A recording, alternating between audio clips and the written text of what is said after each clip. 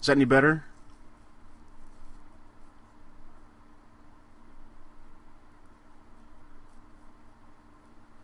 You can read it now? Okay. So yes, this block 14 is BB8, right? So this is how it works.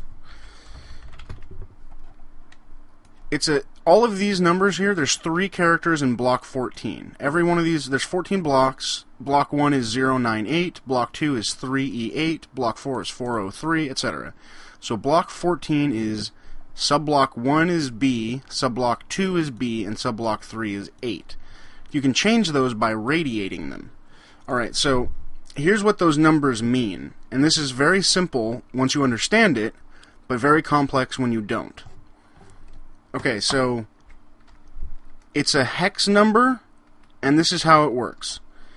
It works on a value system, right? So each of those numbers has a value. B has a value. It's got a numeric value, the same way that 7, 8, and 9 have numeric values. So 0 is equal to 0, right?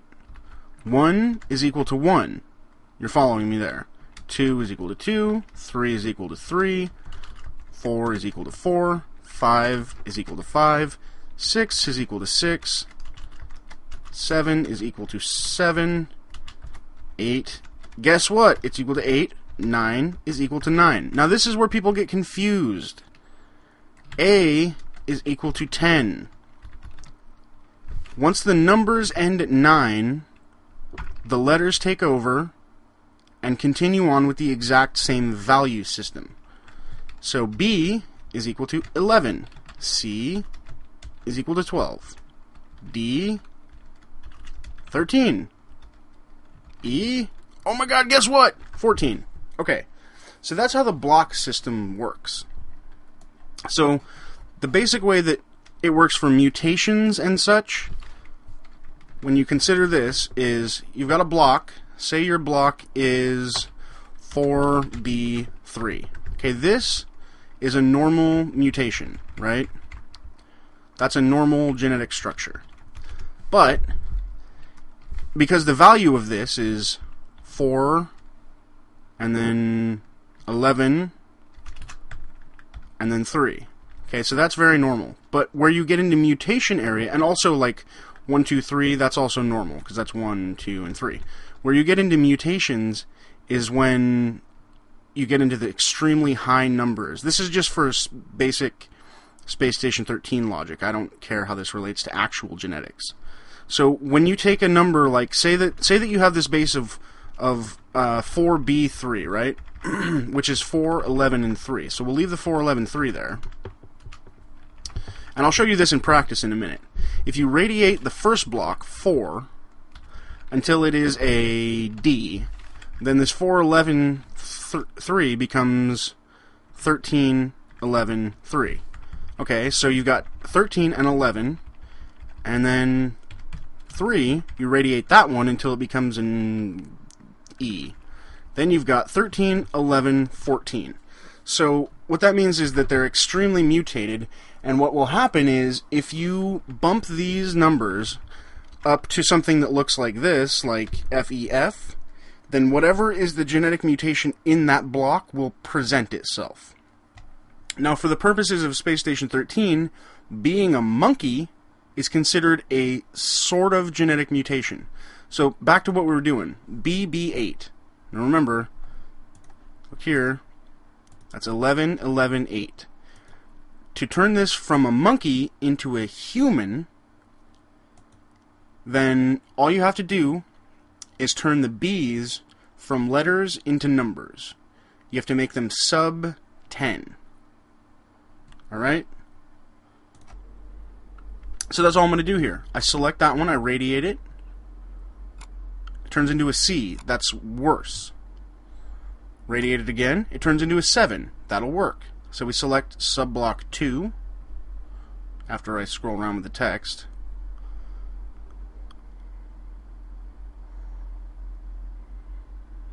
I was just reading about the murders that were going on. No big deal.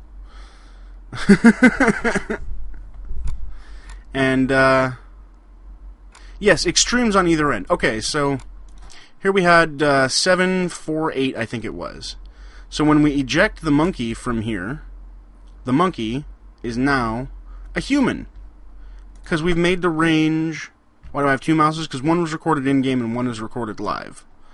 So there we've made the range of it a median, which turns them into an average human. So that is how you do it. Now, one other thing. There's one other important thing. Modify unique identifier and modify structural enzymes. What we were doing there was we were modifying the structural enzymes. Now, that's because we wanted to turn the structure from a monkey into a human. The unique identifier controls their identity, and the unique enzymes controls their appearance. If you modify the unique identifier with radiation, it'll affect both the UE and the UI, and it'll change their physical appearance and their name. If you modify their structural enzymes, it won't change their name, their identity, or their appearance, unless it's through random radiations. Whenever you do a radiation of anything, it'll randomly affect other blocks. So, like, for example, structural enzymes block 14748, I radiated those, but the radiation could have gone all the way over here to unique enzymes and turned D into a B or something like that. It happens at random, you'll never know when it happens, and weird things can occur. So that's where the randomness of radiation comes in. So anyway, that's my basic explanation of how to turn a monkey into a human and how the genetics, numbers, and letters work in Space Station 13. Okay? Very simple. I hope that helped somebody, because I know a lot of people had asked me to explain that.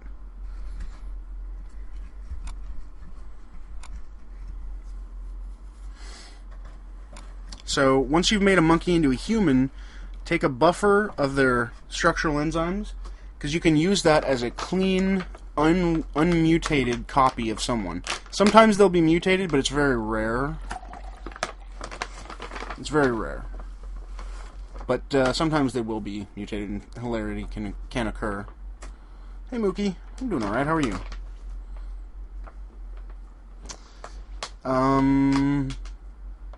So I threw our clone over in the corner there, and now I don't know exactly what I'm doing. I think I'm just clearing off some desk space on this thing. Oh, you just missed it, Mookie. I just explained how the genetic system worked.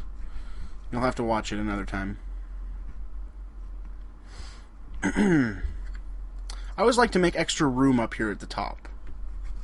Especially if I'm going to be doing some ProPuff chemistry. Which is what I like to do most in genetics, is say, fuck genetics, I'm doing chemistry.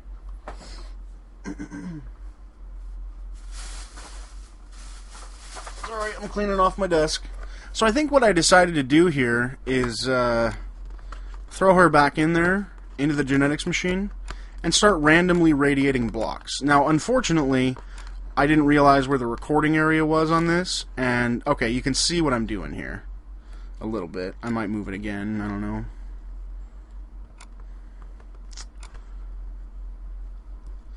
You can see I'm just randomly radiating blocks. What I'm going to do here is try to make a human clone that has Tourette's syndrome, which is a mutation you can get. So what I will usually do is I will turn all of the sub-blocks into sub-12 values. So FBF is like 15, 11, 15 or something like that. That's pretty high. The odds of there being some kind of mutation in there are pretty good.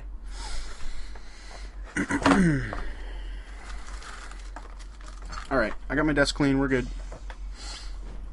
And, of course, grab another monkey, because I needed to set Lucy Baxter there to chill out, because Tourette's will only present itself after a little while.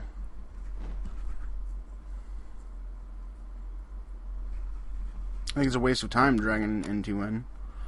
I'll show you, I may be able to show you what ProPuff chemistry is this round. I may have another round where I do it. But, so yeah, we're going to turn this monkey into a human as well. Easy, though, because we saved the buffer of the clean human, so we could just, do that. But I guess I didn't do that for some reason. I just decided to do it manually.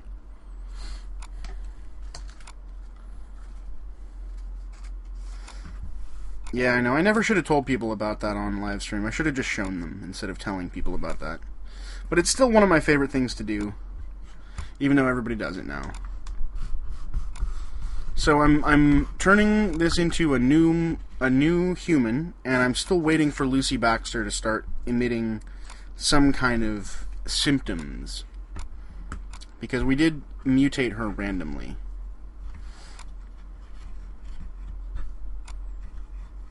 Ooh, the captain is in danger, apparently. Ooh. He kills with the welder. I will kill he. Man, there's some craziness going on. So yeah, I decided to randomly generate some mutations in this guy as well. Again, completely at random, just radiating sub-blocks until I get them to extremely high value. So we got FA... or no, AC, and then...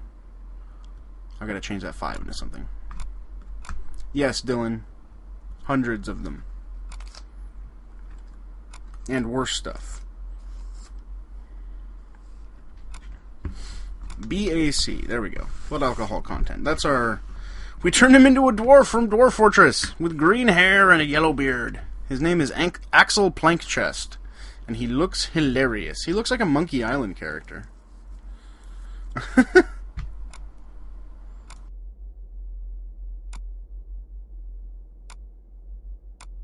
No, nothing is always the same thing, Masek. The mutations change every round. Sort of like potions in NetHack.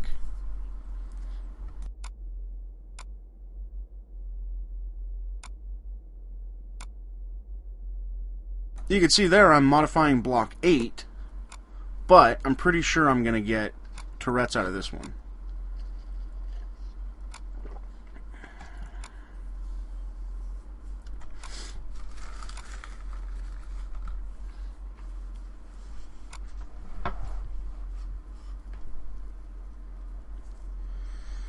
I was asking here, so who's winning this whole revolution thing? Because apparently everybody thinks it's a revolution round. I'm not so sure it's a revolution round, though.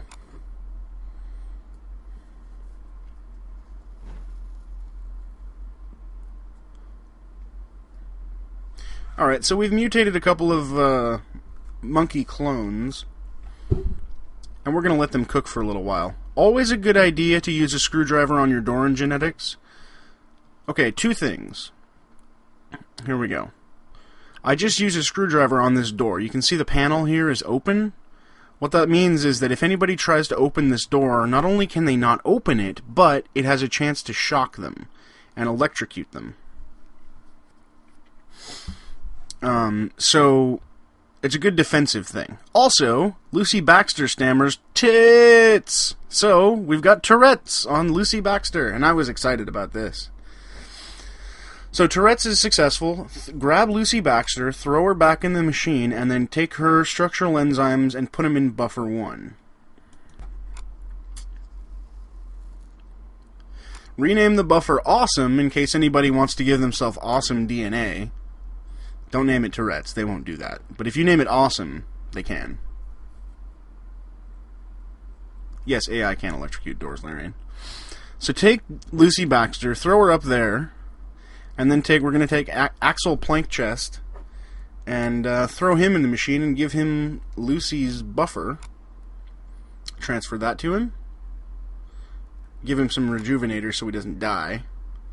You can see Lucy Baxter twitches violently. Fuck tits! Grab old Axel. Toss him there. Go over to the intercom. Now this is important. I'll show you something important with this trick in a minute here. Something to remember. Because you can fail at doing this if you don't do something specific. Take a third monkey.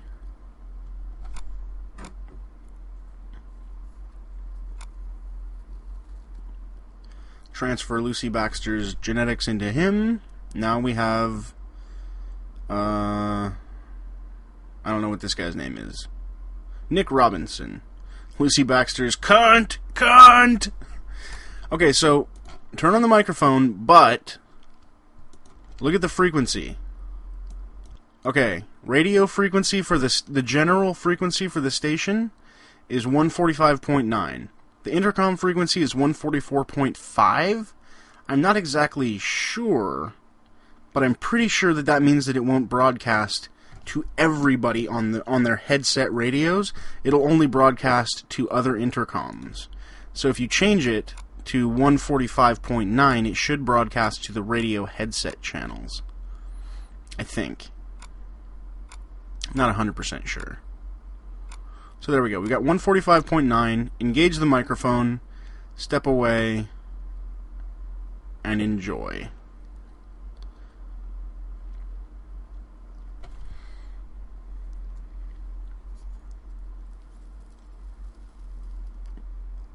So there we go. If you look down here in the bottom, Axel Plankchest stammers onto the radio, tits! Lucy Baxter stammers, shit! And what the best part is that because of the typical radio chat in Space Station 13, nobody can tell the difference between that and a normal person. So there we go. We got our 3-man army of Tourette's victims stammering shit, tits, cunt onto the intercom system over the entire station. Oh my goodness, look at this. Somebody's been having fun up here. Whoa guys, whoa. Settle down. Can't we all just be friends?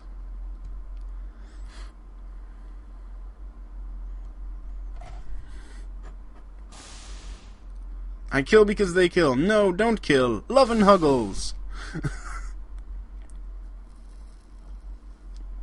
Be nice. Kids these days.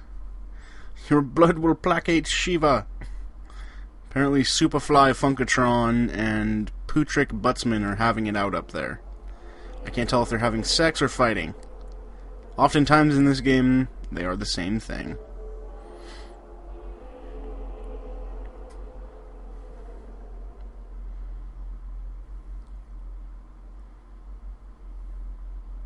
Oh yeah. Okay, so Cyborg PI-90 just asked over the radio, are there any confirmed revolutionaries aboard? And I just said that Lucy Baxter is a rev, but Lucy Baxter is one of my cloned monkeys, which will start a manhunt for my cloned monkey, and the captain's wearing a horse head, so that's fun.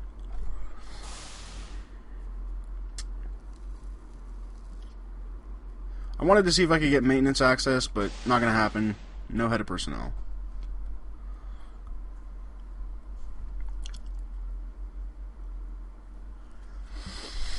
There's that doctor that got his head bashed in by the assistants. Cliff Gillian. Pretty badly hurt. I don't really want a piece of him. He's a roboticist. Yeah. Axel Plankchest. Cocksucker!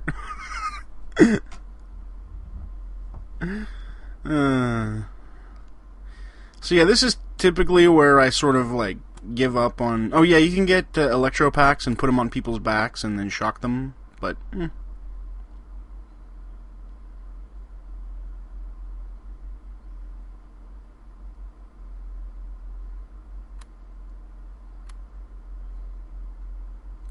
You can't clone yourself, Dylan. Oh yeah, always wear an eye patch. It makes you into a pirate. It makes you invincible. It gives you plus 50 hit points. That's an eye patch of hit points. So it's also a good idea to make some medicine in case anything goes wrong. So I went ahead and decided I was going to make some tricordazine here. All you need is a bottle of antitoxin, a bottle of inoprovolin, a beaker, and a dropper. If you mix... Here, I'll show you. I take 5 units of antitoxin, put it in the beaker. 5 units of inoprovolin, put it in the beaker. It bubbles, and there you got tricordazine. Tricordazine is an extreme healing agent. If you inject someone with tricordazine, it will heal almost all of their injuries, and usually save them from dying. They can also become addicted to it, but it's worth it, because if someone's like severely injured, giving them tricordazine will usually save their life.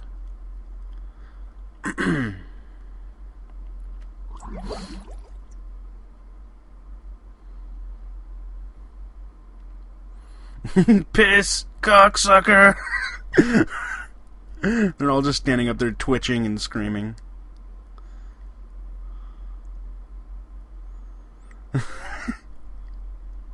Cunt! Oh, it's so stupid and juvenile, but I love it. Alright, so we filled up that beaker there with, I think, 50 units of tricordazine. Grab a box of syringes.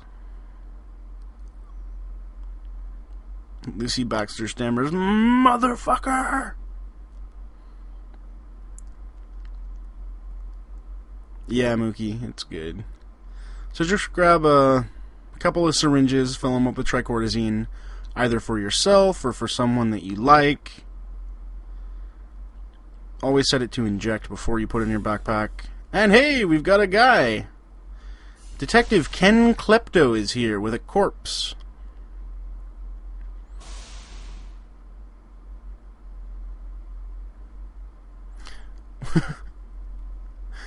I made him promise he wouldn't kill me or rev me or flash me. Just let me clone this dude, and we part ways.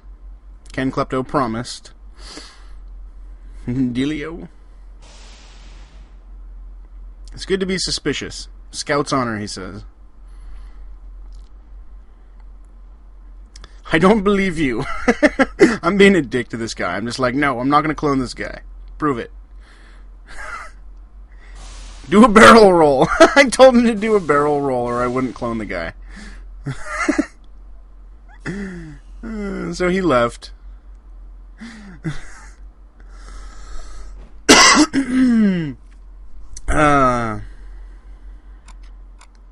So to clone him, you just scan him, grab the thing, click clone, cloning cycle activated. It's just that easy. Now, that's all you got to do to clone them, but if you want to be a good geneticist, listen, watch what I'm doing here. I started his cloning process. His body isn't needed anymore for the cloning process. Throw his body into the DNA machine. Go into the buffers. Go to View, Edit, Transfer Buffer, and then save his UI, or his structural enzymes, Doug Huggum's structural enzymes. Save them to a buffer, and then throw his corpse out. Now, the reason you want to do that is because a lot of times the cloning pod will have negative effects. So if you clone someone, they can have brain damage or other mutations like blindness or deafness. So if you do that, then you don't have to worry about them having any diseases. Also, you take a locker, strip all their crap, and put it in the locker.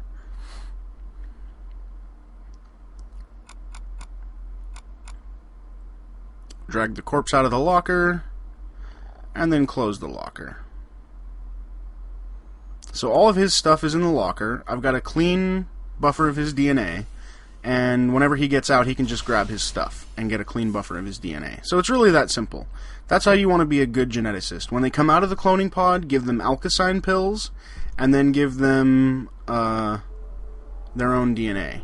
There's some guy laying in a bottle of his own puke, or a pile of his own puke, and Lucy Baxter and Alex Plankchester announcing their love for the... he's got a lot of... Man.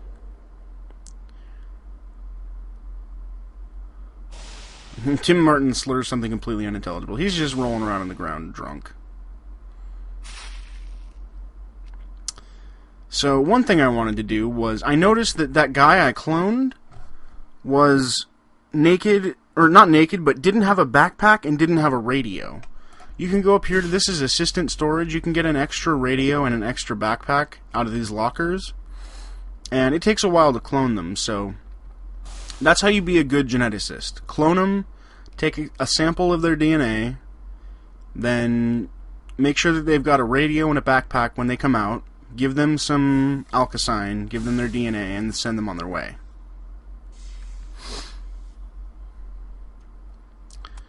That's all people will ever expect of you. So I think I put the headset in the backpack, but all the same.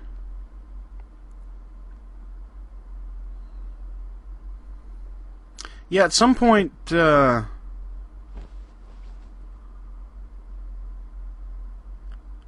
appears multiple people have Tourette's. Bert Kelly says. As Axel Plankchest goes on a rant, cocksucker, motherfucker, shit, motherfucker, cocksucker.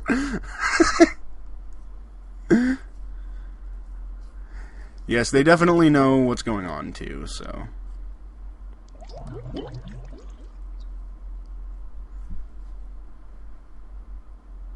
I know, Mookie, I just don't ever have time to go around making paper hats. I just don't ever bother. I'm making more tricordazine here, just in case. So that guy, Huggles, came out of the cloning pod there, and grab an Alkazine pill, shove it down his throat, and then give him a good ahoy. Welcome back to the land of the living. Unfortunately, I'm pretty sure that guy's brain dead. And I don't mean that in the genetic way. I mean that the guy playing him went AFK. So he can't do anything. But throw him in the machine, transfer his own DNA to himself, inject some rejuvenators in him, fill him up with 87 units or something. 82.5. That's the max. And pull him out. There's nothing more I can do for the guy. If he comes back from being AFK, all of his stuff is there. If he doesn't, then no biggie. I don't care. I decided to disengage the microphone, though, because look at that spam.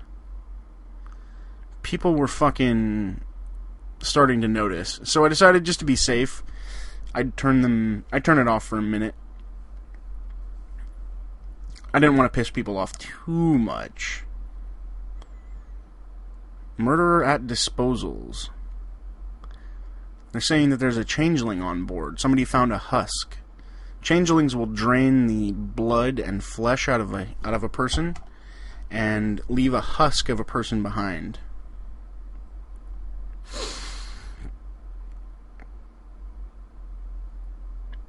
So I told the detective over the radio that I had cloned that guy he brought me and that he was unresponsive, but his DNA was fine. And Ken Klepto asked, how did you manage to clone him if he is? This is where things get interesting. Tune in here. Pay attention. So I said, no idea. Come see for yourself. Because this guy is not doing anything. I cloned him, and everything's fine.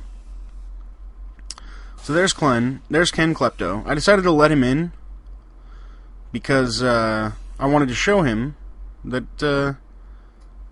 you know, I brought him a new backpack, and I brought him all his stuff. He's perfectly healthy. I'm just showing the detective here, because I don't want him to think that I'm the changeling. Because the changeling could just eat somebody's body. Of course, he's looking at my clone. Those are just my monkey clones. So he's grabbing an Alkazine kit. And I told him I already gave him Alkazine. And I gave him clean structural enzymes. He's scanning his vitals. You know, he's checking out to make sure I didn't do anything nefarious here. Make sure I'm not the changeling, you know, all sorts of stuff. He's looking in the lockers to see if I have any bodies hidden. Because a geneticist is a good choice for a changeling. So I'm like, fuck it, I'm going to open up all the lockers. Just so he knows I'm not hiding anything. Everything's on the level. All lockers open. Everything's good. I'm legit.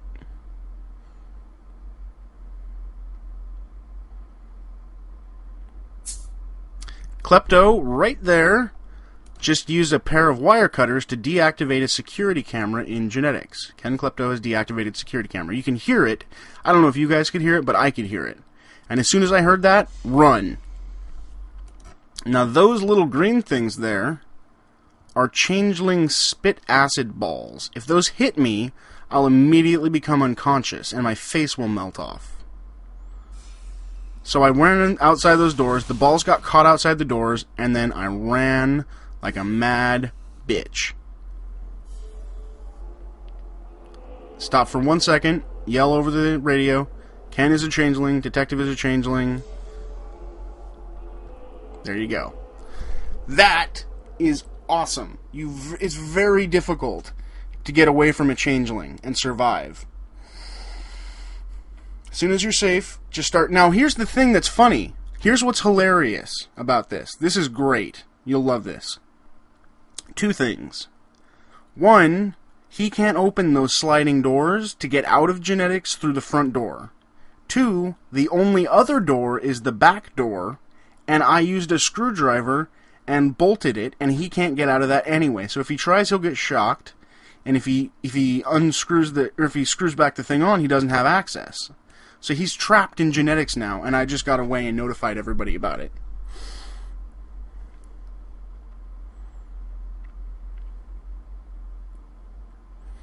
There's the head of security. I was trying to get him to come with me.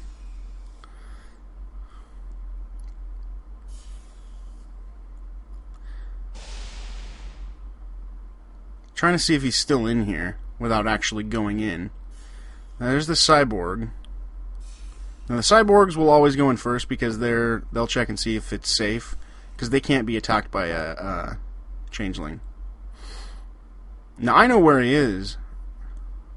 He's probably either in that closet or in disposals, or one of those monkeys. Changelings can turn themselves into monkeys. So I decided to walk in, just check the closet real quick. Nothing there. So there's only one other option. I'm like, security, please come to genetics. Ken Klepto is in here eating my clones. However, I'm pretty sure I know what happened. There's the cyborg coming out. Says he's not there. So what he did was he took the only way out, which was to flush himself down disposals.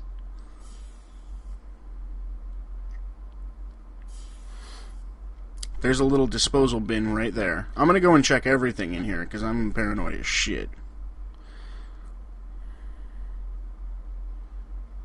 That guy's corpse is starting to rot. And the cyborg reactivated the security camera.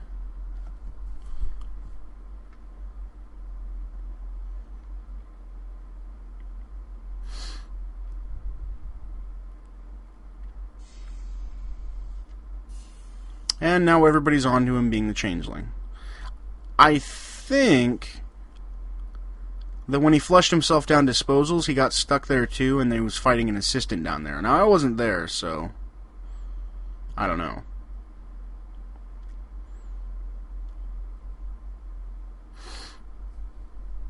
But I'm pretty sure he's screwed.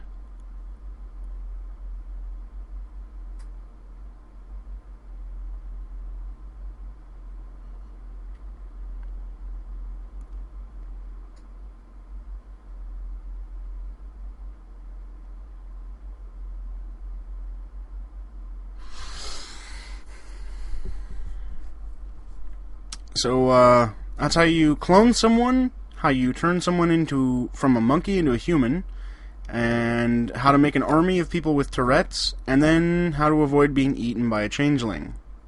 Yeah, you can be a changeling, I can be a changeling, anybody can be a changeling. You just have to turn on the option. I decided to flush the disposal unit in case he was still hiding in there. He might have been, I don't know. Wasn't worth finding out.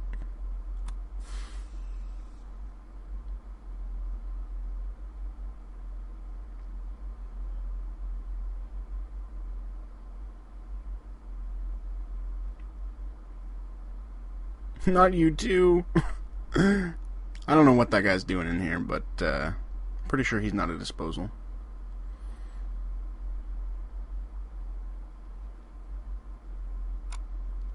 Yeah, when he was going to go turn that thing off, so I turned it off as well.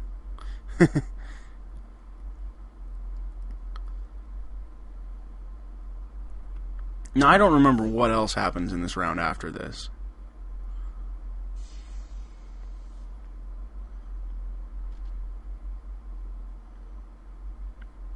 I'm just telling this guy that Ken Klepto was the... No, I never play Captain Larry, and I hate playing as Captain. All you ever do is get blamed for everything.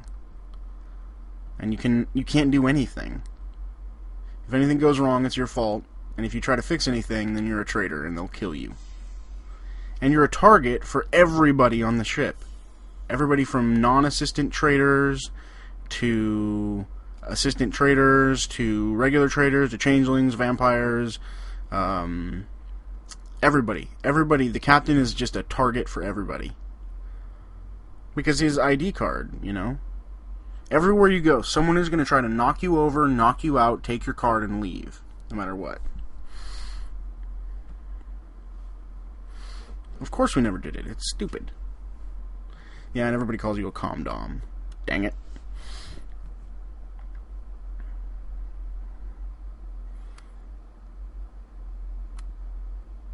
There we go. Edmund Blackadder is fighting a changeling in waste disposal.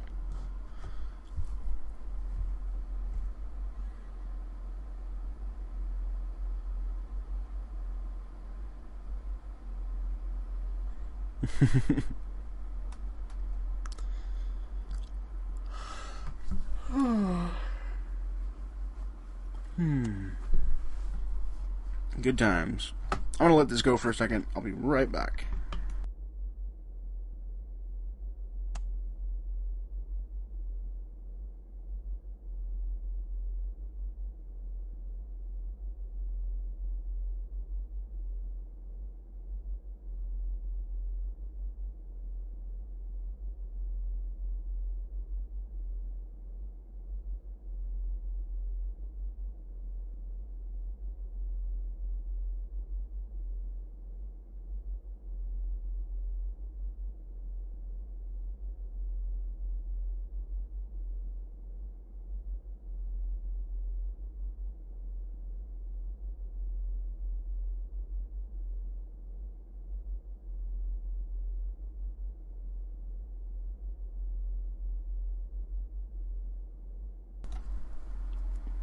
Why don't I wear the biosuit? I usually do, just to avoid getting the flu and explosive diarrhea and shit like that.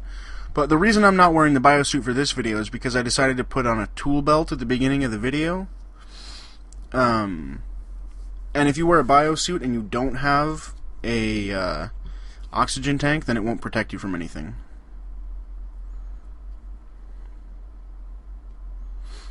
Yeah, it's a good feeling, Dylan. I've got that one as well. It's pretty cool. Did you do it with stock parts? Because I managed to do it with stock parts. And it was tough. I decided to dress this guy up just in case the shuttle got called and he needed to leave in a hurry. Just being a nice guy. This is multiplayer. There is no single player. Do I have head of security? No, I've never played head of security.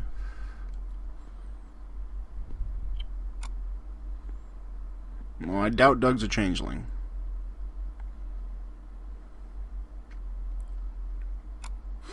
Apparently the traitor, or the changeling just spaced Edmund Blackadder too, which sucks.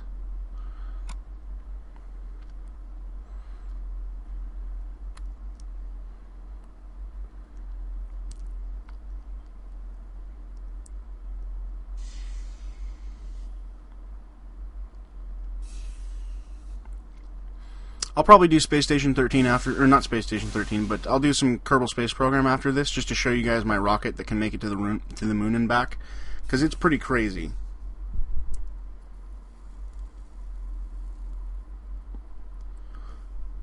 It's a bizarre rocket. I think I'm going to fast forward a little bit here, because I don't think there's much else going on here. It's just that there's 2 dead changelings, you know. People are bringing me corpses and stuff like that. Cloning another guy. I couldn't clone that guy, so I told the guy here, I was like, take him to the chef. Maybe you could use some meat. That's what you do with bodies that you can't clone.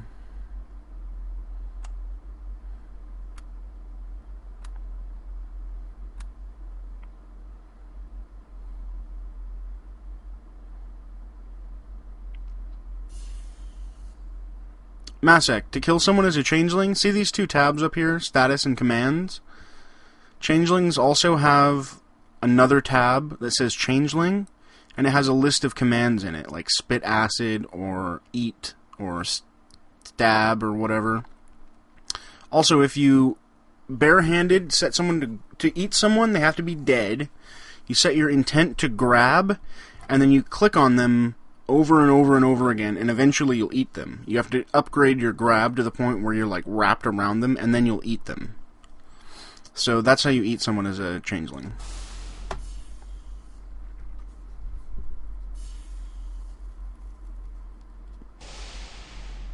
Can you clone someone who's alive? No. No, Master Fancy Pants, I didn't see that.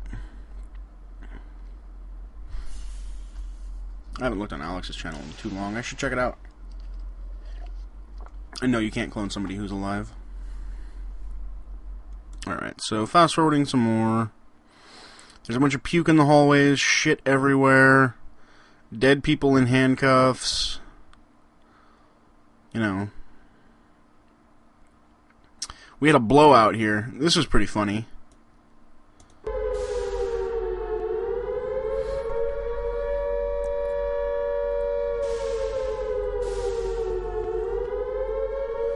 So I go into this utility shaft to hide from the blowout, and there's a cyborg and a captain and an assistant in here. And we're all scared of each other because it's a fucking changeling round. And those guys keep running outside to go to save some unconscious guy from radiation. But I'm pretty sure he died. I tried to give him antitoxins and CPR on him and all that, but it didn't work out. He died. And then I got stuck in the maintenance hallway with that guy. So when we got out, everybody was dead. There's just... all my clones were dead. Everybody's dead. I'm running around grabbing everything I can to try to help.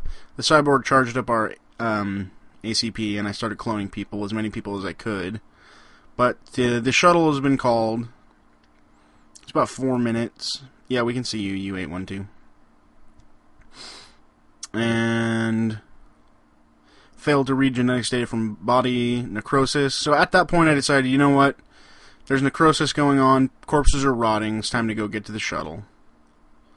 So, of course, people are throwing each other out into space. And the shuttle's a goddamn clusterfuck, of course. There's some guy named Bert Kelly in riot armor.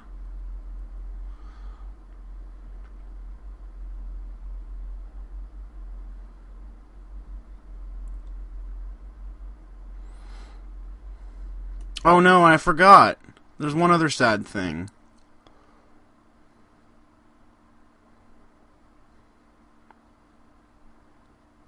Yeah, Cyborg PI-90. You saw him in the very beginning of the round. PI-90. He helped me charge my APC, and he was always really nice. He went in there when the changeling went in, and at the end when we're all in the shuttle, he got spaced. And everyone's like, "You were a good Borg. I will remember you." It was sad. It was a sad moment. Well, I guess I'll just float out here amidst the Dyson spheres and dying stars. And I told him, "Pi, I love you. I will never forget how you charged my genetics APC."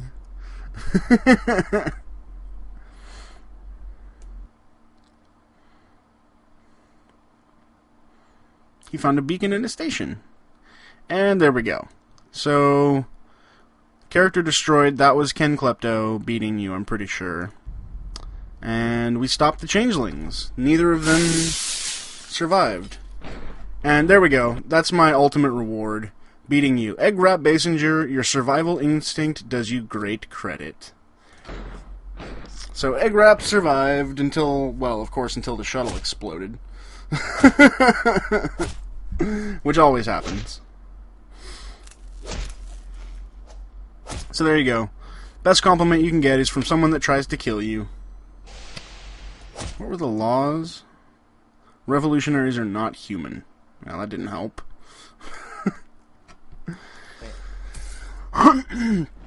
Wait, we gotta hear it. We gotta hear it. I survived! Hey, I'm alive! You want to put a banging donk on it. Yep, you do want to put a banging donk on it. Alright, so that was me barely surviving a Space Station 13 round as a geneticist. And now let's load up Kerbal Space Program so I can show you my super rocket. Oh, we're not just going to go to the Mun. We're going to go to the Mun and then we're going to come back.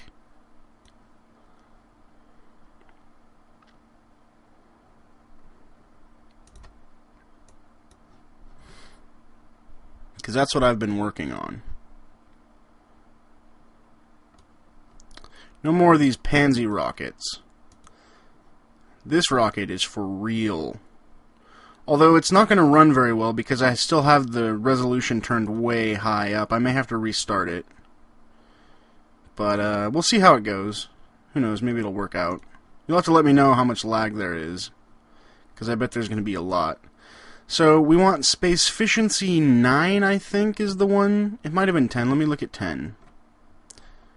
I don't think it was 10. Something tells me it wasn't 10.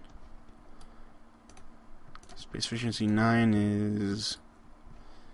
I think this might have been the one.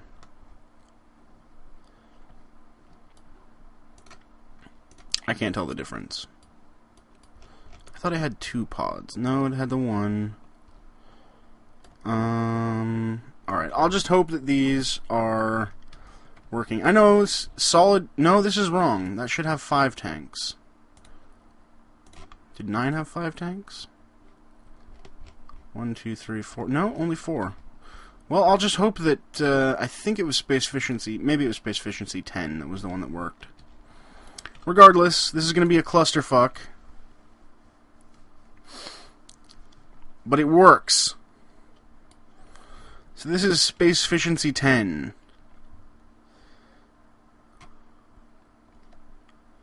Turn on your SAS, turn on Fine Control, and then light the candle.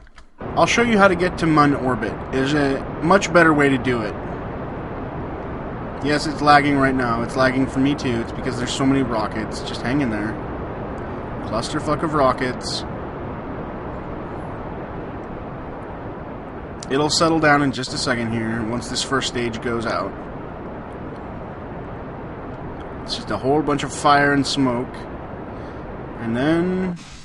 Stage 2, all that stuff ejects. Go bye-bye!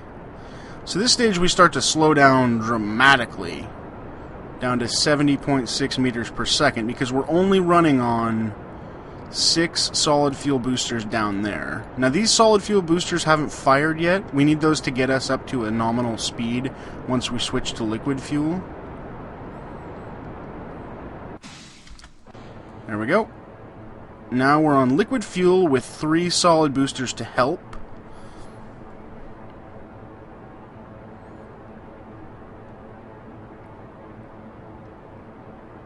Some people are saying tons of lag, some people are saying not much lag. I don't really care. I'm already launched, so it's too late now.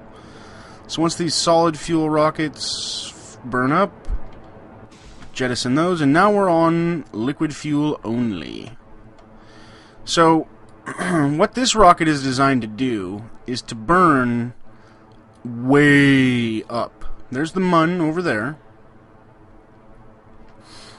And we're just going to burn all 4 of these fuel tanks here until we get to... Have I ever landed on the moon? Yeah, I have. I've got a screenshot of it I can show you as well, but hopefully I'll be able to do it here. Why is it a bad word? Why do you think it's a bad word? Because people use it as a weapon. They whine with it. I'm ignoring it right now, but I will ban people if they use it to whine. I've crashed into the moon a few times. Yeah, recursion, I'm going to try to return from the Mun. I'll show you, there's some complex stuff here that I have to explain once we get up a little higher. We're at 20,000 feet right now, going at 35, or at almost 400 meters per second now. 2,400 meters... And remember, this is all stock parts as well. No mods, this is just vanilla Kerbals. And we are Munward bound. 500 meters per second, 30,000 meters. Oh yeah, I mean, I hang out with Fwiffo all the time on the Moonlarian. Him and I talk about the ultimate evil. So, we're down to 6 fuel tanks. It is this one and this set. These two sets here. Or no, these two bottom sets here have fuel in them. And 800 meters per second at 50,000 meters. These are good landmarks. If you want to make it, you need to remember these landmarks. 800 meters, 50,000, and then you want to be going about, I think, 100,000, 1,700 for your next landmark. I think that's the way it is, but I'm not exactly sure. We just broke 1,000 meters per second. Just still accelerating and burning and burning and burning and burning. 75,000 meters. So this burn will get us to a very important landmark. I'll show you what it is. I can't show you right now, though, because the SAS will turn off, I think.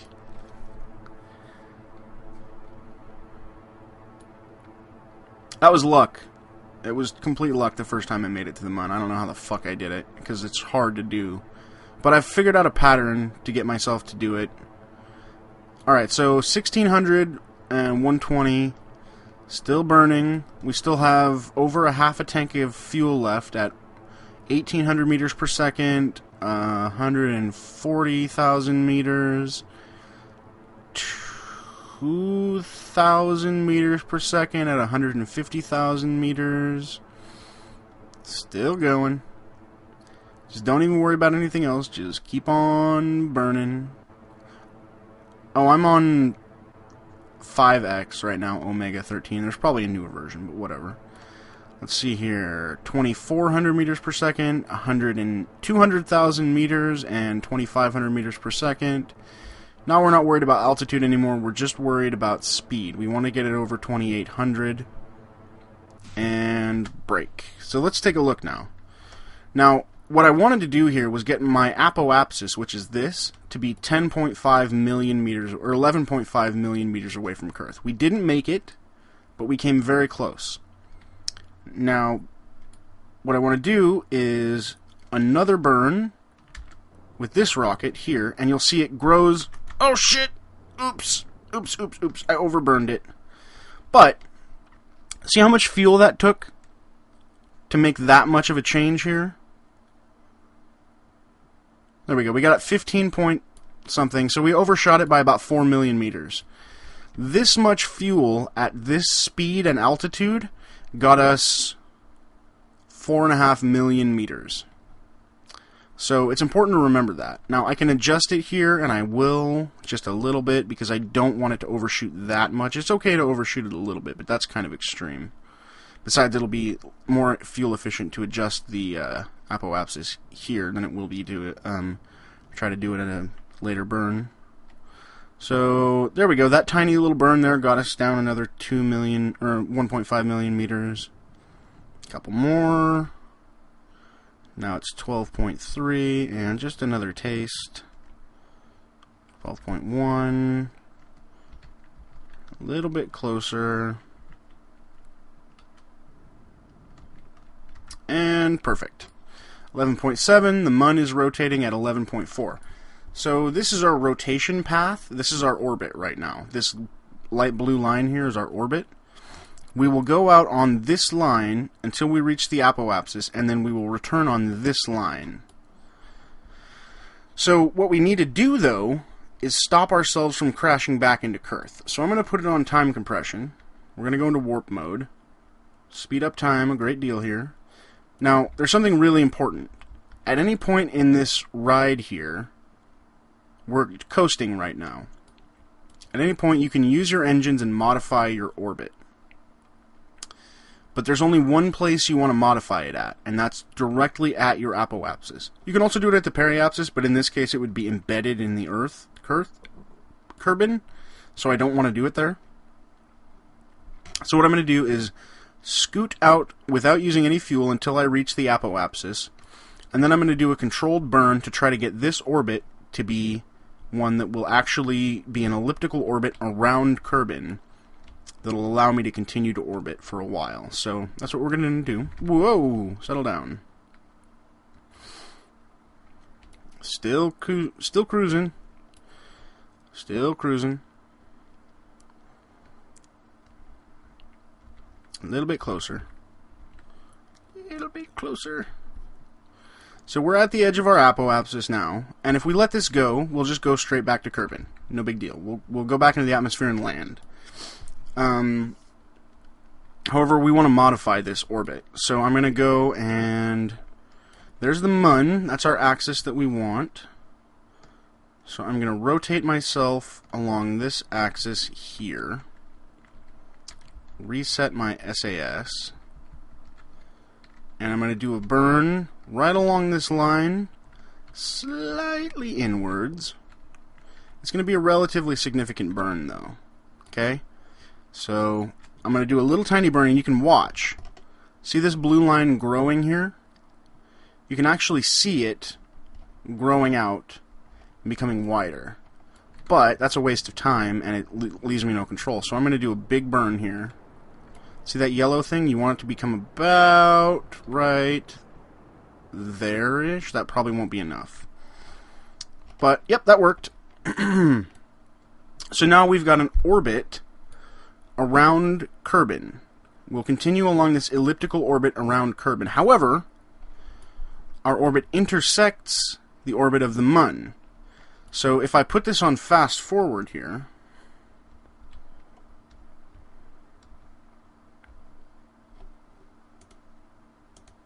I don't care if that was the wrong chat. You're still banned from mine. You can see the Mun orbiting there, and there's me orbiting around Kerbin. Now, we missed it this time. This is day 1. There's our apoapsis. There's the Mun. We're not going to make it there. But eventually, these two will intersect. And I'm not using any fuel right now. So we used a bit of fuel to modify our orbit, but worth it because we'll just continue around until we eventually get into contact with the Mun. It probably won't be this time. I guess it might be. Nope, not going to catch it this time. The Mun has its own gravitational gravity well. Gravitational gravity well. Regular gravity well. So if we get anywhere close, it'll cause us to bounce out of our orbit. It looks like this time might... Yep, we got it. We're going to get slingshotted here, which is bad. Nope, perfect. There we go. The Mun caught us. See this green line? We're going to land on the Mun right there. So now we just wait. Now, when I say land, I mean crash. Because we're going to be going really fast.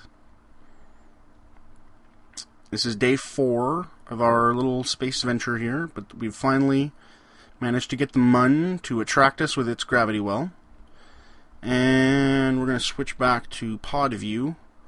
Now, here we are approaching the Mun. I'm going to readjust our SAS module to my periapsis, or my green thingy, if you know what I mean. Orient my camera. That's backwards. There we go. Alright, good. So, we're going 750 meters per second. I don't know if you know what that means, but I do, and that means I'm going to die when I hit the surface. So we got to slow down. This is how much fuel we have left to get there and back. So now, it's important to remember, you're moving in 2 axes right now. You're moving vertically and you're moving horizontally. Now, if I do a burn like this, it'll slow down one of my axes, not both of them. So I'll burn it like that, and then I'll rotate it around. There we go. That's a little bit better. Whoopsies. Stop. Okay, now 17,000. It's time for a hard burn. Going 500 meters per second. Burning away from the direction that we're falling. Just going to get it to slow down. 250 meters per second, 170, 150, 100, and stop. Now we're falling at a rate of 50 meters per second, which is much better than we were. It's going to speed up more. It's probably fuel inefficient to do it the way I did it, but it's okay. We're going to be fine. I think I actually wanted to burn it this way. Let's see here. I'm a little confused.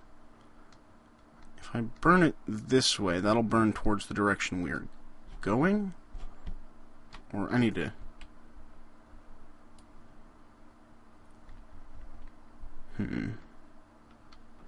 My axes here. Speeding up time a little bit. We're at about 5,000 meters above the surface of the Mun, and we are traveling very slightly in that direction. So I'm going to start slowing us down again. Bring a little bit more fuel. Okay, there we go, there we go. Now we're falling almost vertically, which is awesome, because that means that we don't have to waste anything on horizontal thrust. 1,800 meters, 1,500 meters. Slow it down, slow it down. There we go. Alright, I hope I'm not landing on a mountain. Okay. So 600 meters, going 12 meters per second. We're really low on fuel, but I think we have enough to land and relaunch. But our relaunch is going to depend on orbit, but we need don't even worry about that. We're not there yet. We need to survive this part first. All right, so we're very close now. This is not a good spot to land. It's very sloped. Oh god, that's a terrible spot to land. No, crap. Well, we landed. Unfortunately, it was on a slope, so I couldn't stick it straight up. Everybody's happy, though. I could still probably get out of here, maybe if I launch myself up. Anyway, I'll show you a screenshot. I've got a screenshot in here of myself landing stuck straight up. Here we go. So, it is possible to land it and stick it straight up, although, look at my fuel in this one. See that? I had way less fuel than I have right now. Unfortunately, I'm sideways, which is bad. However, I think I can launch myself up that. It'll probably kill me, but we don't really have any other choice right now. Maybe I could rock it. Look, I'm sort of rocking it. Nope, nope, that's not going to work. Oh, crap, don't explode, please. Please don't do that. Stop, stop. Okay. This is going to be really tough. I've never tried anything like this before, but we don't have any choice, because we're using stock parts. Ready? There we go. Oh, crap! Okay, fuel conservation is key. Stop rotating, and burn. It's gonna burn. Crap! I'm having a really hard time controlling this right now. Alright, there we go. Now we need to escape from the moon. Alright, stop. Is that enough? I think you need to be going 700 meters per second to escape from the Mun. Oh, we're almost out of fuel. Ah, fuck! Didn't quite make it. If we had landed straight up, we might have been able to burn out. Ah, damn it. I've made it back once. It was really hard. It takes a lot of luck. Landing on a flat plane, for example. This has still been a pretty good flight. We're gonna die, but it's been a good flight. The parachute's not gonna do jack. But this is, I think you need to get to about 700 meters to escape the Mun. Now what that would do is, that would get us into a orbit with Kerbin. Yeah, we're toast. We are toast. Oh boy. The parachute doesn't do anything on the Mun. There's no air. I'll separate my pod here and...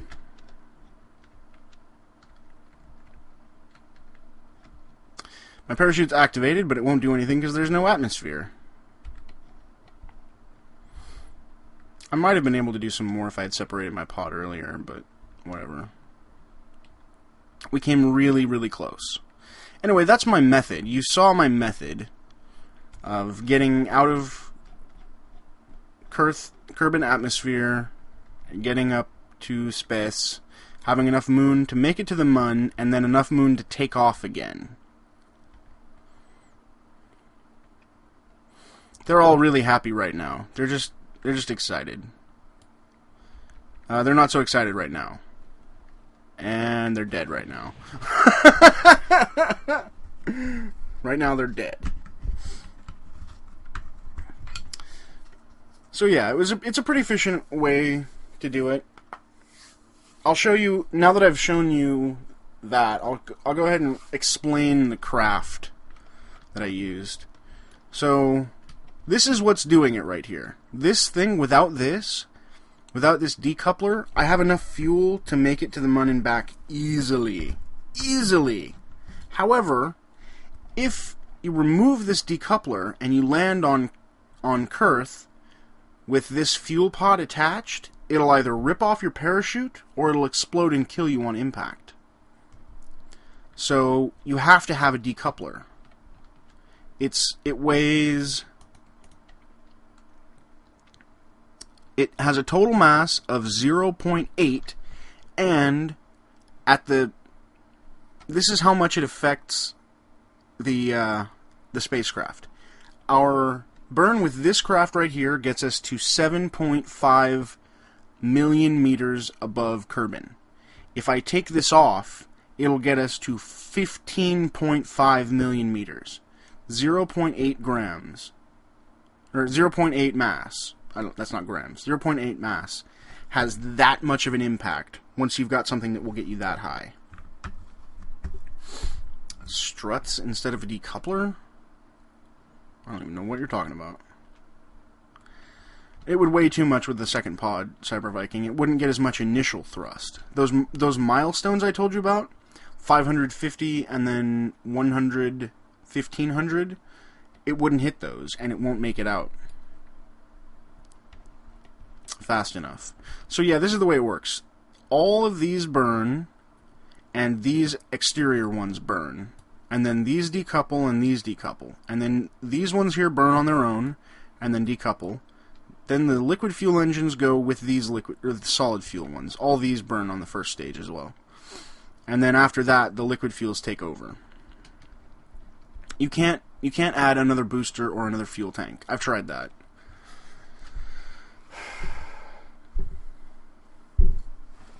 Take off the ropes that hold your fuel tanks together, then what you get is an explosion. Because these things are not connected in any way other than this little rope there thingy. I didn't learn this in school. I learned this by playing Kerbal Space Program. Yeah, I just landed on the moon, Hand of Code. I landed and then I took off, but I didn't have enough fuel to... I didn't have enough fuel to make it out of the Mun's gravity well. Decoupler lander legs? I don't even know what you're talking about. Like that? Use something like that as a lander leg? But these things are... That's a lot of weight. Yeah, I've seen Plump's LP. It's hilarious.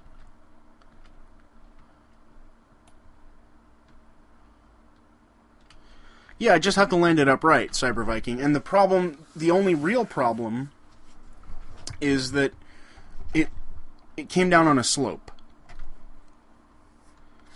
I don't need to change from advanced to normal SAS. This works perfectly. Oh, well, then I don't need it at all. If it doesn't do anything without wings, then I don't need it at all.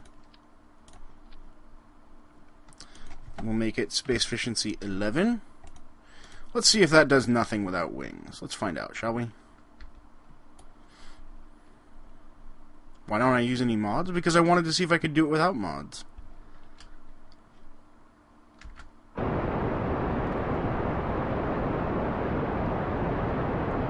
And it's already going out of control. It's already going out of control. Because guess what? That SAS unit actually does do something when you don't have wings.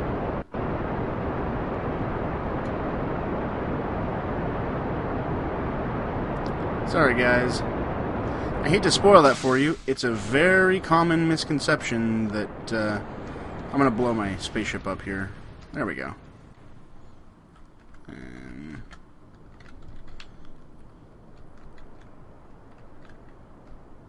the other SAS weighs exactly the same.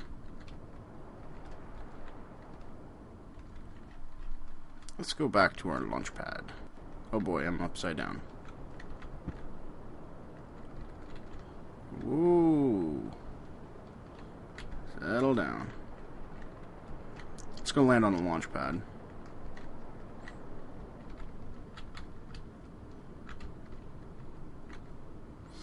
Who cares if it's shorter? It weighs the same.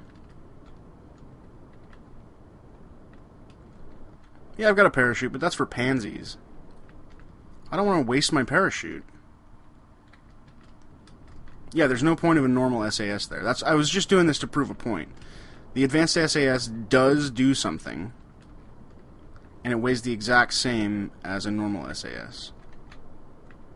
I'll try it without it, with a different SAS module, but I don't think it'll make a difference. Are their drag values different? I don't even know.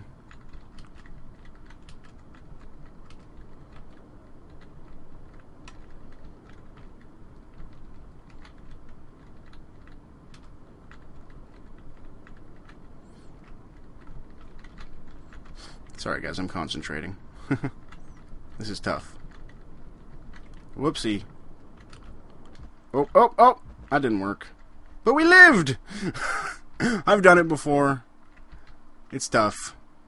But I've done it. Landed right back on this thing. I could have landed it elsewhere. It would have been easy, but... Again, I like to do the challenging thing. Okay, so...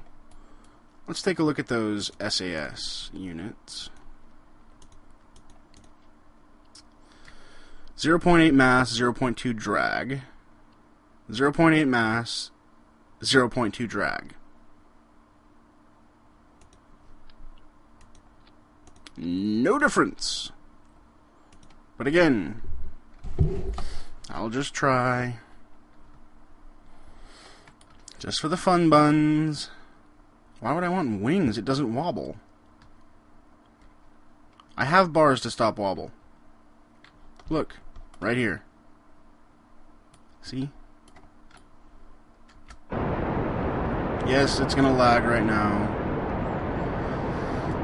And we're tipping over because this SAS module doesn't work either. Now do you understand why I used that SAS module? Now do you understand guys who don't understand this game and yet claim that they do? Just have a little faith. And you will understand why I use that SAS module. Wings do not increase speed, they increase control. Here we are again, the exact same ship. The only difference is that this time we have an advanced SAS module. And then, oh my god!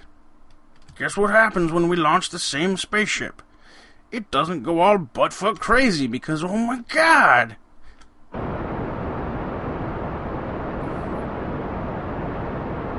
Holy shit, everybody! The advanced SAS module does something other than control wings!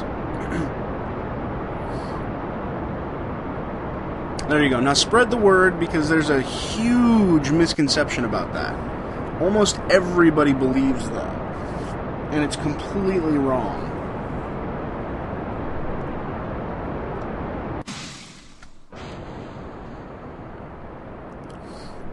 Where am I from?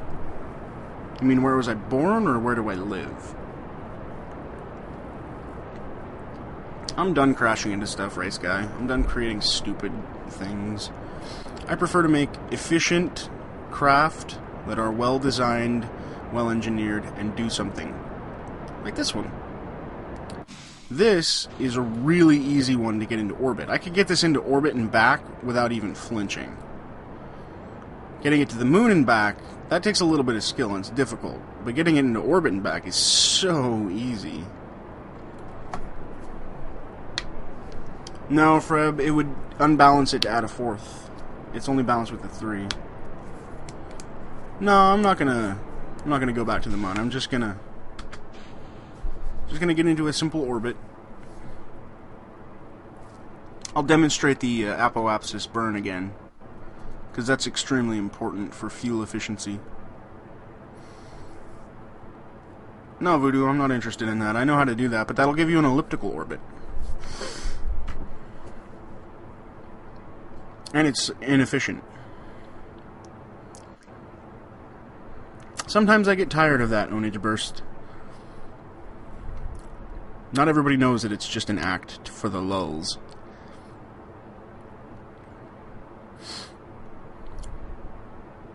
Oh well.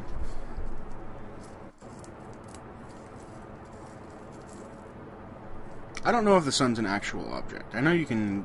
I've heard you can crash into it, but I never have.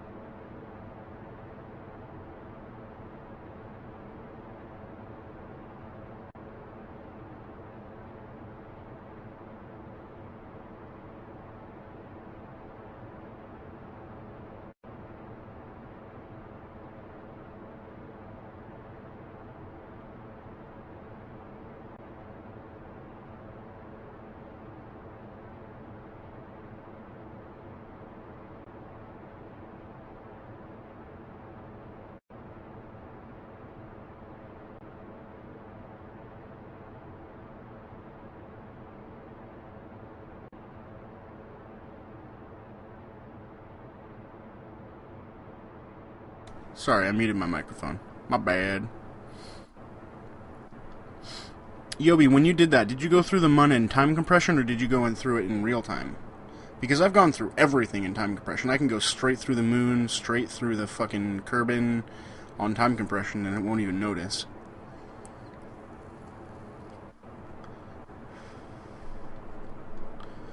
$113,000 meters.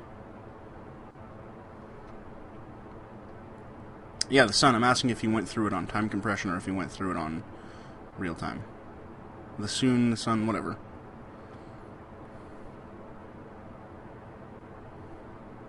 Oh, real time and time compression? Alright, so I'm going to cut it out at 150. This will take us to 720,000 meters, which is where our orbit's going to be. So we will slow down a bit, speed up time, wait until we get there to our crapoapsis. Crapoapsis! And now we're going to flop over. Which is tough because we've got a shitload of fuel on us. This thing is so slow. I'm pushing as far over as I can. You can see my yaw down there in the bottom. Look, that's as fast as it'll turn. And then watch how slowly it stops. I'm pushing all the way in the other direction. Still turning. It's like turning a semi-truck. Oh my god, Euro truckers in space! Alright, so we're going to do a little bit of a burn towards, just slightly towards the planet. And there we go. Off it goes. I might have done that a bit early, but I don't particularly care.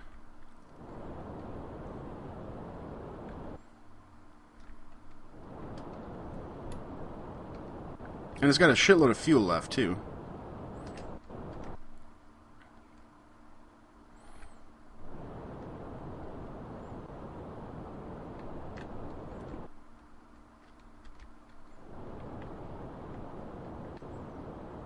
And bingo, fuel.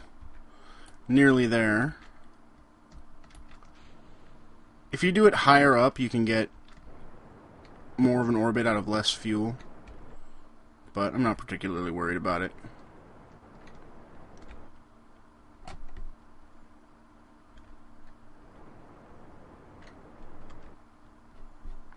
And there we go. Now we're orbiting Kerbin. I still have a lot of fuel left. Hooray!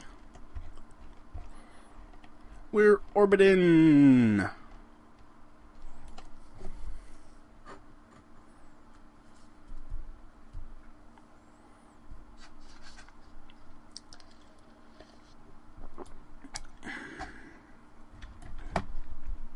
So yeah, getting orbit is easy. There's a bunch of places I could have gotten to orbit as well, but I like to make it a high orbit. No, I'm not using a joystick, just a keyboard.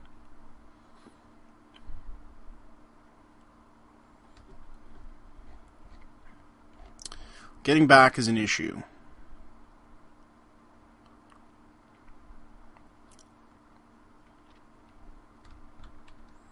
I'm pretty sure you'll eventually degrade, but it would take ages.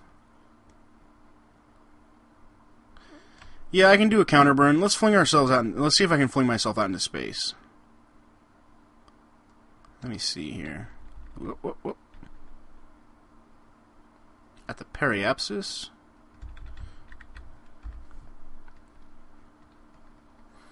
We will do a counterburn. Like so. Settle down. Settle. Settle.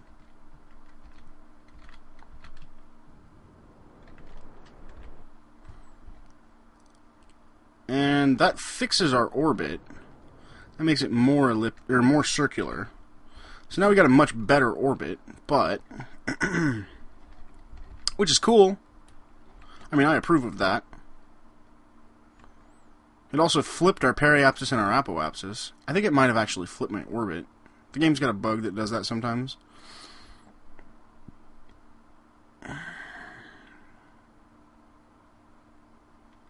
Now, if I do a counterburn at the apoapsis, it should take me back to Kerbin.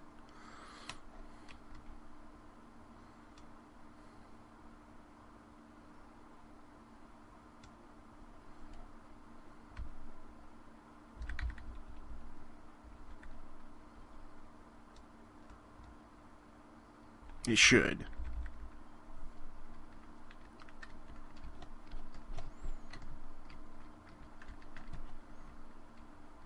If I don't screw it up.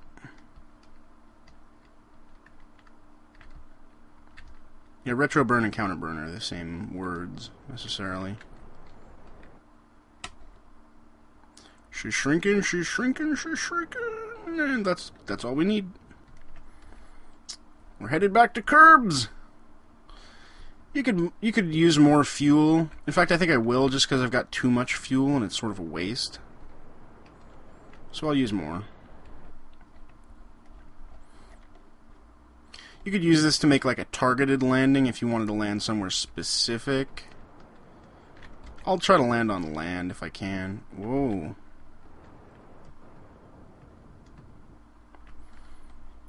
Nope, that's in the ocean.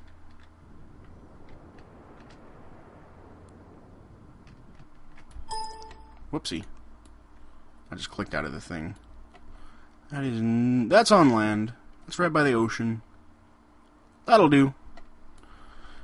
That'll do fine.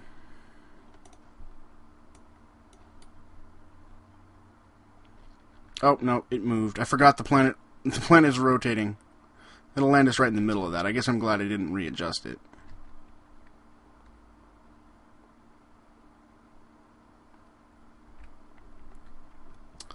So let's dump our fuel tank. We don't need that crap anymore. Jeb's the only one who's not screaming. Deploy our parachute. Goodbye, little rocket. Whee!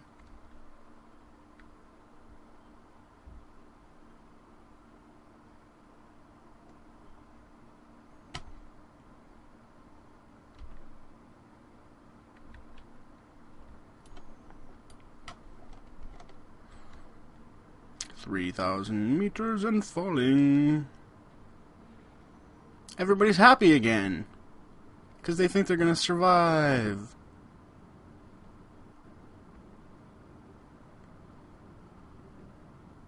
Sploosh. 500 meters. Unfortunately, we're going 13 meters per second, and that needs to go down to 12 if we want to survive. So it may explode. Yeah, it may still explode. Nope, we made it.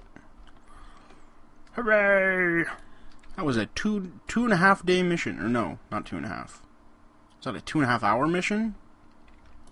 Wow, I'm not used to missions going that slowly.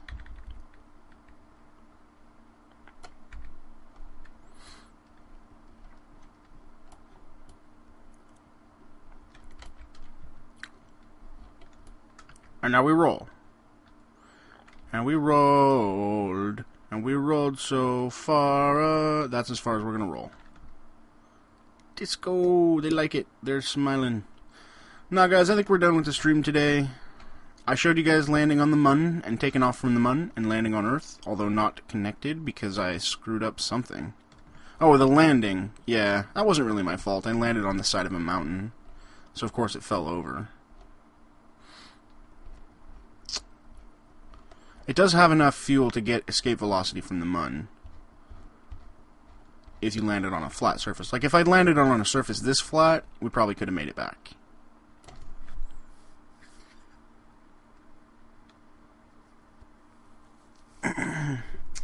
It was just a stream of me dicking around in Skyrim and Space Station and Kerbalisville. It was just for fun, you know. Just sharing some of my funsies with y'all. Bye. And if Jolt gets to see this again, thank you again, Jolt, for Skyrim. I know. Yeah, but this one's different, Lava, because I didn't tell nobody about this one.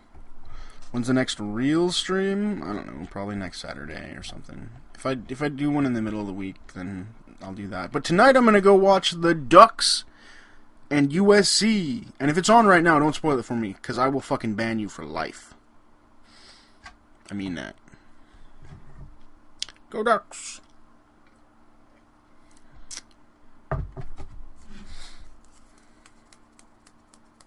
I already know that, Daily Chaos. Thank you. Cool, Movie D. I'm glad that the quality was good. I don't really know why it worked this time and it normally doesn't. Bye, guys. Bye. Love and huggles, rainbows. Greetings and goodbyes from Kerbin. And from the Mun. Where I landed with very little fuel. This guy did not make it anywhere near back. And you'll notice he didn't even have a parachute.